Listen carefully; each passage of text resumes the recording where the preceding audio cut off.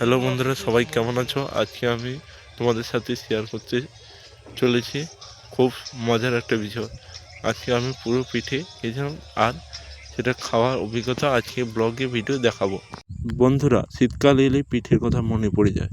আর শীত সময় পুরো পিঠে না খেলে শীতটা অসম্পূর্ণ লাগে। আজকে যে পুরো পিঠেটা খেলাম ওটার ভিতরে ছিল নারকেল আর গুড়ের পুর।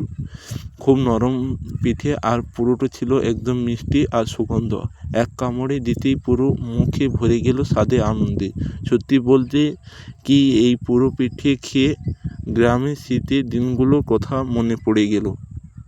বন্ধুরা, শীতকাল এলো পিঠের কথা মনে পড়ে যায়। আর শীতের সময় পুরো পিঠে না খেলে শীতটা অসম্পূর্ণ লাগে। আজকে যে পুরো পিঠাটা খেলাম ওটার ভিতরে ছিল নারকেল আর গুঁড়ো পুর। খুব নরম নরম পিঠে আর পুরটা ছিল একদম মিষ্টি আর সুগন্ধ।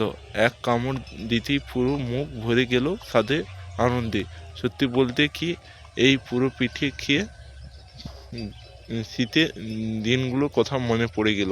এই ধরনের গোয়ালা পিঠে স্বাদ কিন্তু দোকানে পিঠে কখনো পাওয়া যায় না। মা